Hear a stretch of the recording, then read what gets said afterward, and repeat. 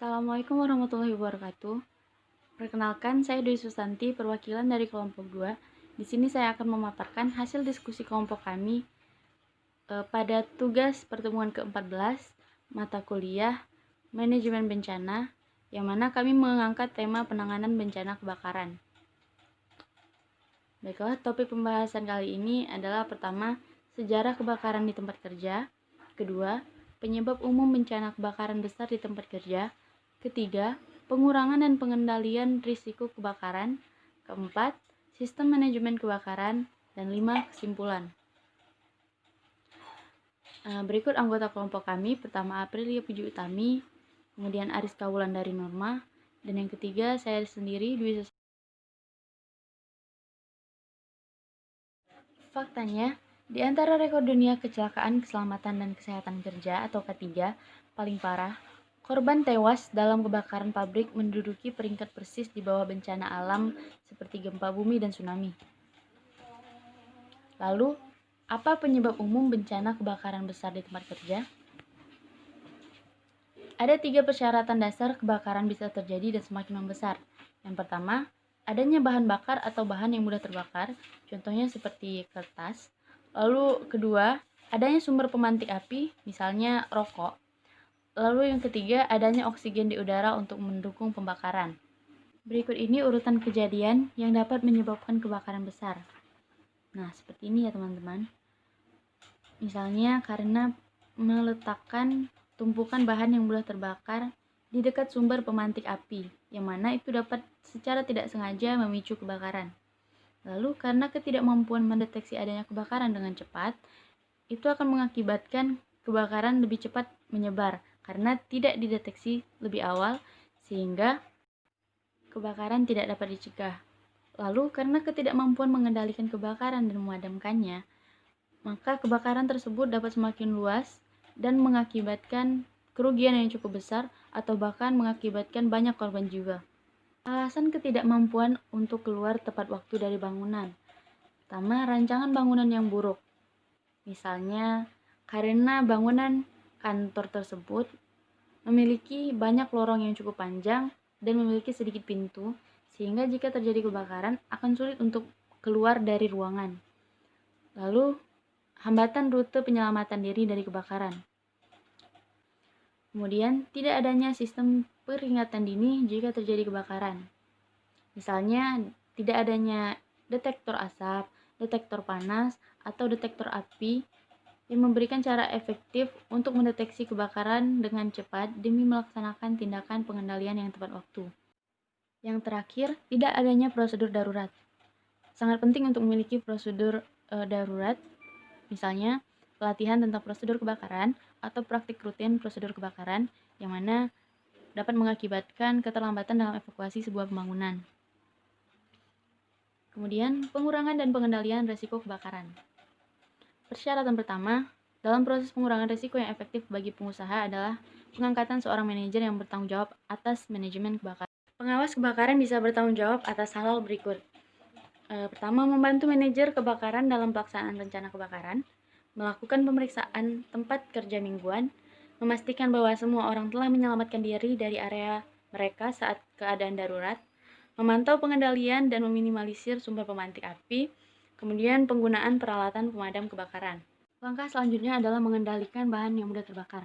Bahan yang mudah terbakar seperti kertas, kain, kayu, plastik, bahan kemasan, dan sebagainya tidak boleh disimpan di bawah tangga atau di ruang tempat tangga, yang mana tangga merupakan jalur untuk menyelamatkan diri jika terjadi kebakaran. Kemudian, jangan letakkan di tempat yang berhadapan dengan peralatan pemanas, dekat dengan lemari atau peralatan listrik, dekat dengan sumber pekerjaan panas misalnya mengelas dan menggerinda, dekat dengan sumber panas misalnya memasak atau merokok, yang mana jika berdekatan dengan hal-hal tersebut dapat memicu peningkatan resiko terjadinya kebakaran. Langkah pencegahan yang diperlukan adalah pemilihan bahan tahan api untuk unit akomodasi. Namun, pabrik tempat memproduksi bahan tersebut bisa menghasilkan asap beracun selama dekomposisi termal sehingga harus mempertimbangkan potensi peningkatan risiko. Dan oleh karenanya, peningkatan tingkat kendali untuk semua faktor yang dijelaskan dalam panduan ini. Kemudian, mengurangi potensi pemantik api. Misalnya, dilarang merokok di tempat kerja, akses terkontrol untuk meminimalkan potensi kebakaran, perawatan rumah yang baik di area di mana pekerjaan panas dilakukan, penggunaan pengawas kebakaran menyusul pelaksanaan pekerjaan panas, prosedur pembakaran bahan limbah yang aman, pengawasan sumber panas terus-menerus selama pekerjaan dapur, dan pemeliharaan dan pemeriksaan listrik yang efektif.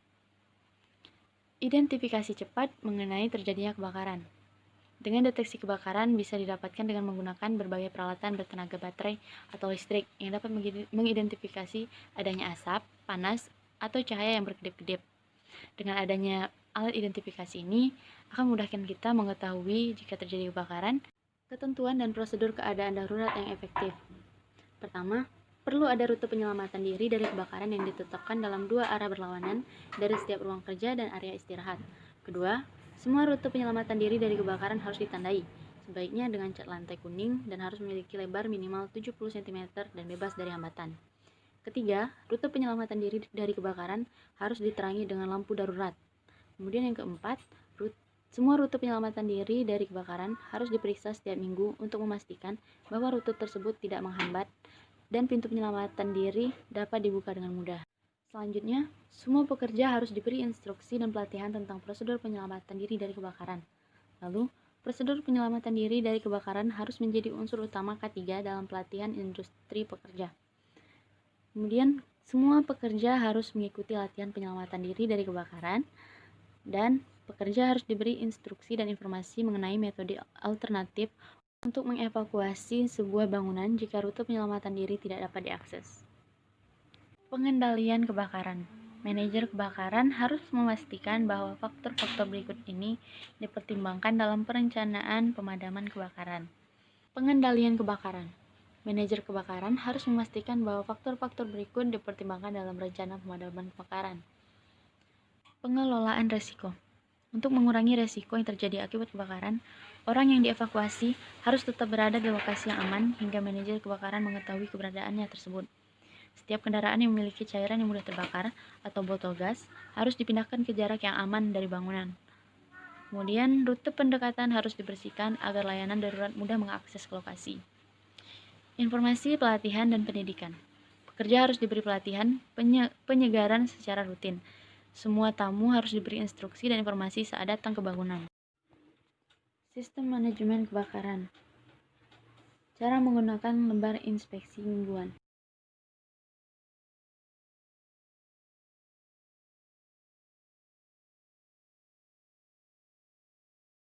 Terakhir, kesimpulan.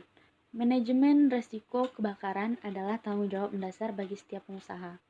Kebakaran yang serius bisa menghancurkan bisnis, tapi bisa juga mengakibatkan kematian banyak orang yang tidak bersalah. Pengelolaan kebakaran yang efektif merupakan sebuah proses bertahap. Tahap-tahapnya bersikap logis dan langkah-langkah kecil dapat secara efektif mengurangi risiko. Kerjasama antara pekerja, pengusaha, dan pemerintah sangat penting untuk keberhasilan pencegahan dan pengendalian kebakaran di tempat kerja. Baiklah, itu saja yang dapat saya sampaikan. Semoga dengan adanya materi ini dapat menjadi pembekalan bagi kita semua untuk mengurangi risiko terjadinya kebakaran dimanapun kita berada. Terima kasih. Wassalamualaikum warahmatullahi wabarakatuh.